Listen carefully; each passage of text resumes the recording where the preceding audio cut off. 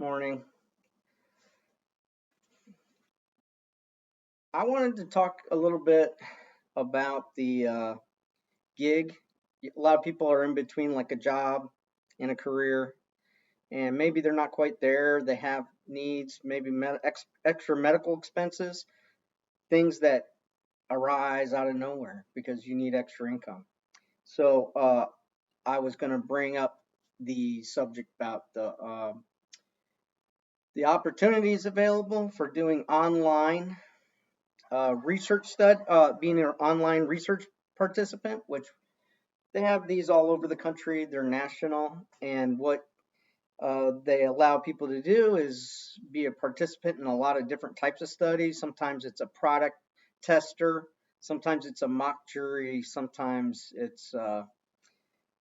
um, sometimes it's just an opinion study. So they set up these research projects and they create these uh, rules and all this so that people could participate and they generally pay you. So I wanted to talk to basically husbands and wives or people that live together, maybe partners or family members. You're all in the same household and you want to apply to these research studies and you want to get approved. Obviously, if you're trying to get extra income or you have extra needs for income, you want to try to get uh, accepted into these participations. They're usually 1 day or less. Some are 2 days, some are longer. Just depends. Some of them are like an hour a day for a month. Or, there's a lot of different ones. So the first thing is get plugged in to a source where uh, you can get a full list of all the research companies. That's number one. Get a lot of research. There's a lot of different names out there you can use. Um, a good thing I like about the Facebook algorithm and different social media algorithms, the Pinterest and even Pinterest and Instagram, all those algorithms they use.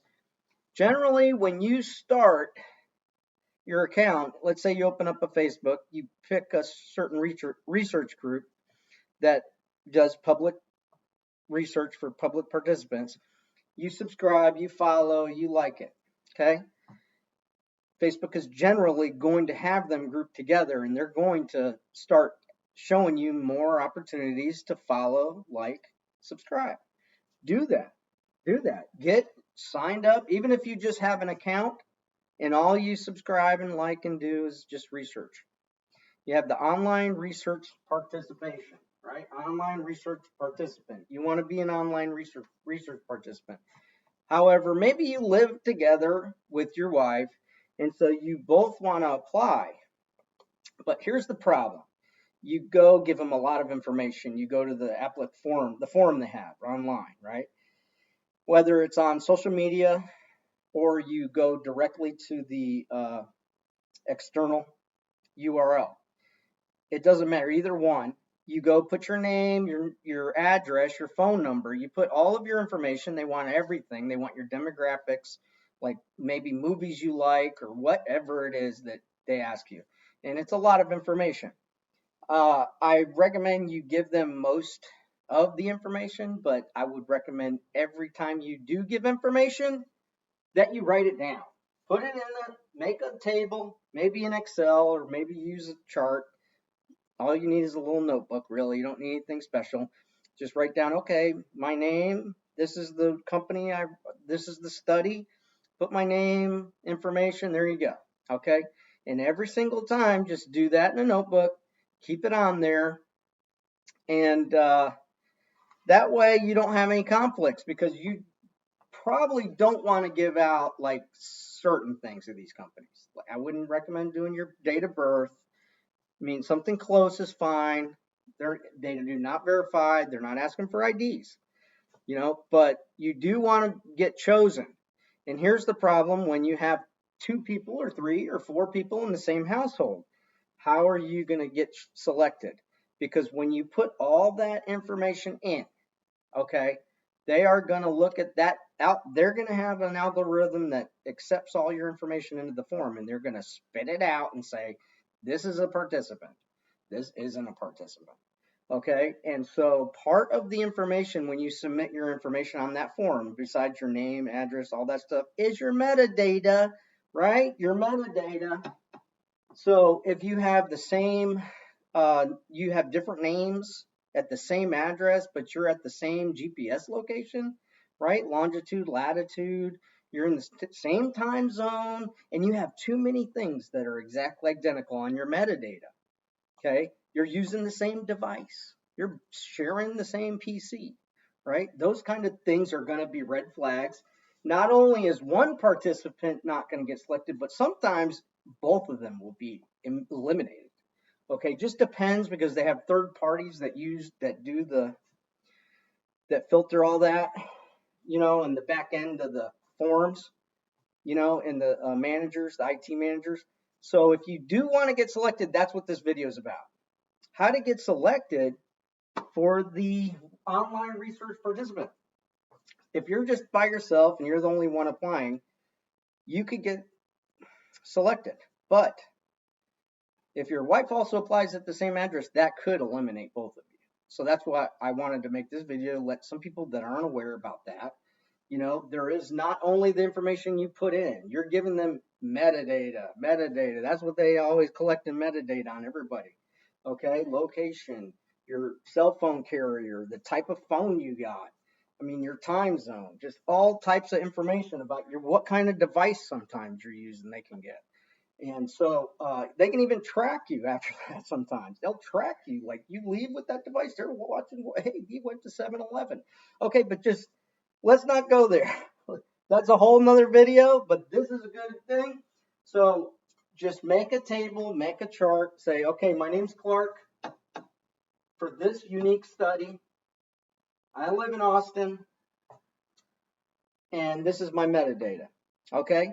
I'm not recommending you put a bunch of false information. That's not what I'm saying. I'm just saying that if two people lived at this address and everything, they're going to possibly both be eliminated.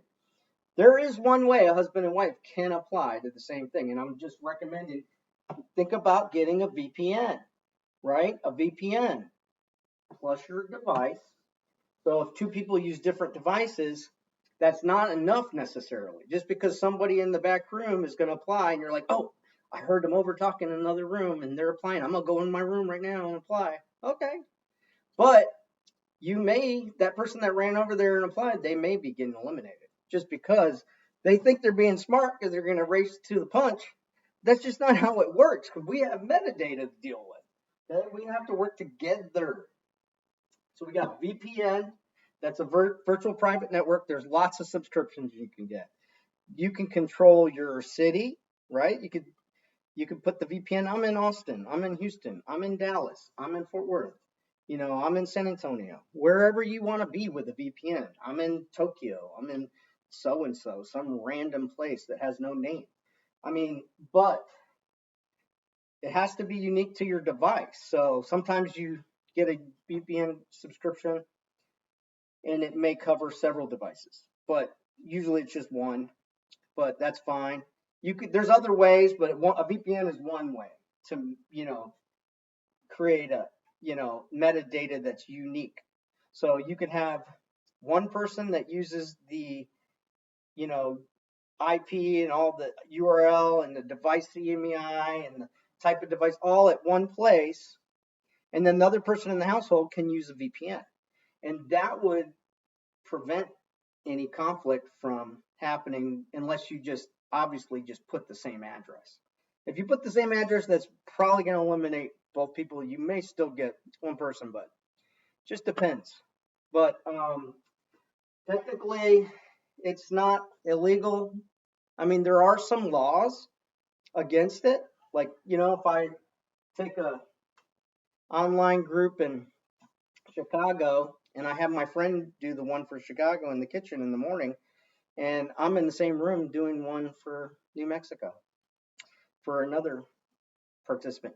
They do not know my face. They just ask you, they don't ask you for ID. They just want to know what your metadata is and what the information, and they want it to match. They want the metadata to match the information you put in. So for gig workers, people that need extra income, and I know that's a lot of us, I'm very concerned in my life as a contractor for 35 years. I'm concerned with illegal border, security.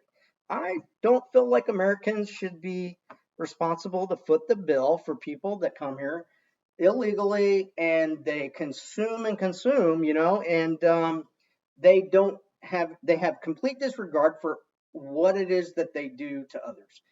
My industry as a contractor, I am extremely affected. I mean, continuously, I'm getting outbid on jobs, and customers don't know better sometimes. And it's not really the customer's fault, but I hate to blame people that go and hire these undocumented people that aren't supposed to be here working illegally in this country. Okay. And just taking up jobs for other people. They get, like in Florida, they get precedence for doing things like education.